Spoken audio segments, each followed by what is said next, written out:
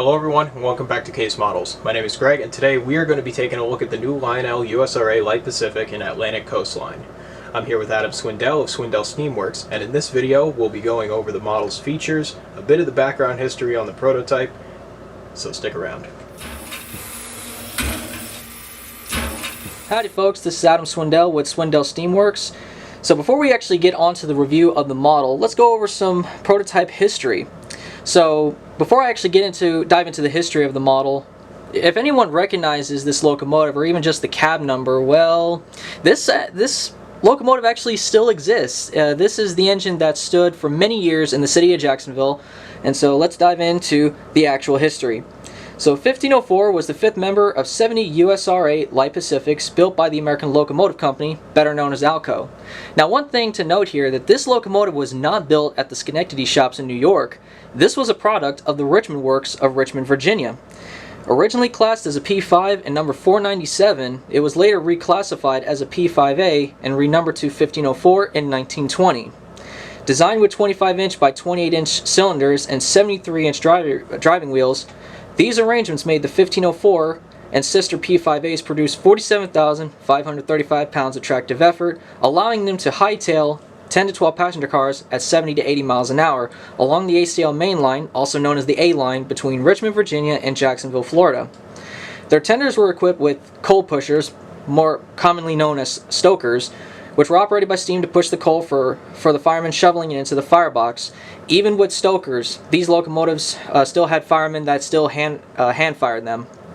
While some of the P5A locomotives were upgraded with new features such as the Worthington feedwater heaters, disc drivers, and larger tenders to improve their performance, 1504, oddly enough, was one of the few that was not upgraded.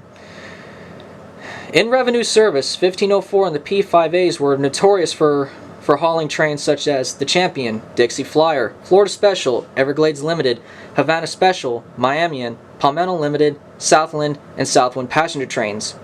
During the mid-30s, with increase of ridership, the P5As were required to double head as the passenger trains went from the typical 10 to 12 cars all the way up to 24 cars. This was also done in competition against the rival, the Seaboard Airline and Southern Railway. With the advent of dieselization pursuing in the late 1940s, 1504 and the rest of the P5As were transferred to mainline freight service, where they hauled 50 to 60 freight cars at maximum allowable speeds. Final assignments for the 1504 were held around the Tampa, Florida area until its retirement from revenue service on December 31st, 1952. In 1953, then-President Champion Davis ordered ACL Mechanical Department Manager John W. Hawthorne to salvage 1504 from the scrap line for preservation. In June of 1960, 1504 was mechanically overhauled and put on display in front of ACL's then-new headquarters building in Jacksonville, Florida. Additionally, it was the only USRA Light Pacific to be preserved in an original as-built condition, with the exception of the headlight, tender trucks, and pilot wheels.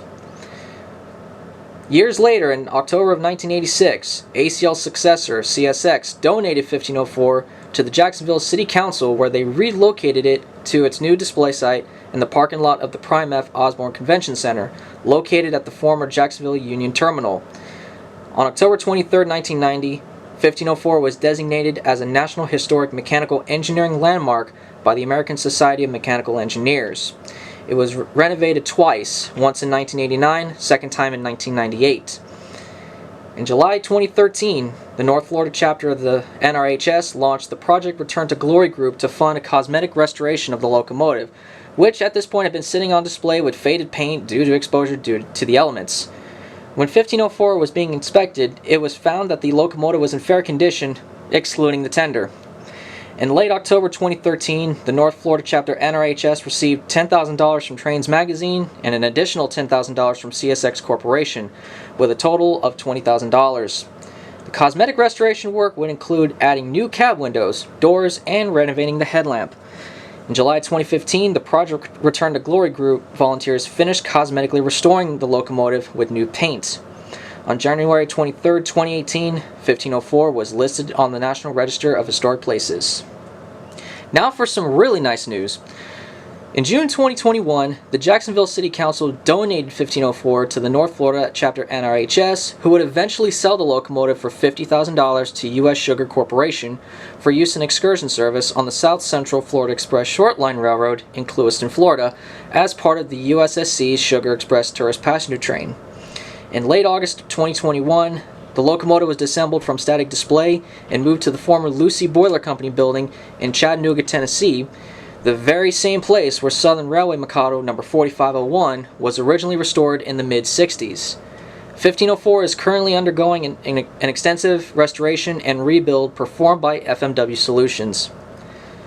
During the restoration work, the locomotive's original tender body was found to be in poor condition and had to be replaced by a new one with original specifications. But instead of carrying coal, the new tender will be used to carry recycled cooking oil fuel. 1504's drivers were sent to be repaired at the Tennessee Valley Railroad Museum in Chattanooga.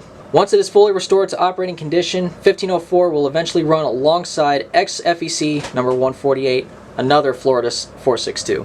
Now let's go on to the features of the model. As for the features on this model, it's pretty much a regular standard Lionel Legacy steam engine deal all around. You have your standard new features like the bicolor class lights, which is something I've been looking forward to for a long time in O-scale after seeing it on HO for a couple of years.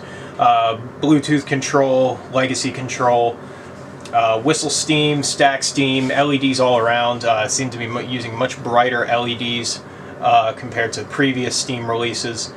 One other feature, speaking of the lights, is when you turn this engine on, it slowly comes up with the dynamo sound. That's a nice touch that I'm seeing more on the newer releases of Legacy Steam. Detail-wise, this is one of those few engines where a USRA design is actually pretty much spot on for the prototype. There's one or two things different on this engine, which I'll pass off to Adam to clarify on.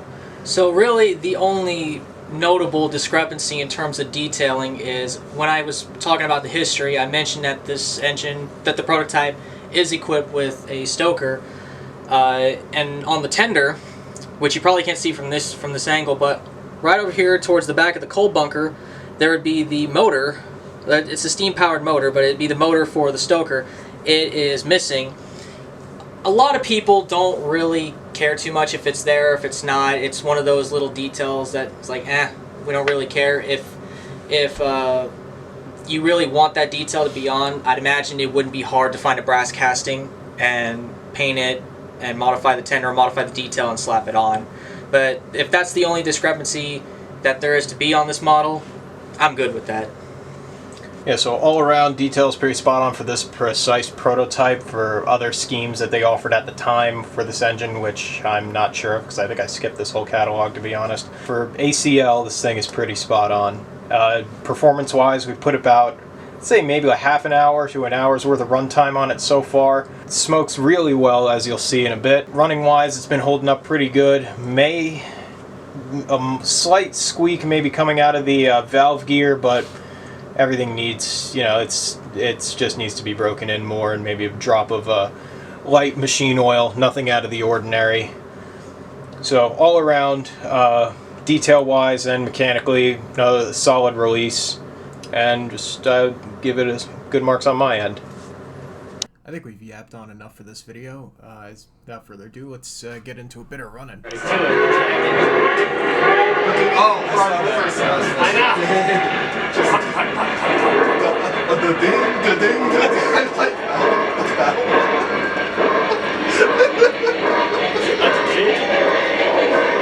Did you see the Canadian?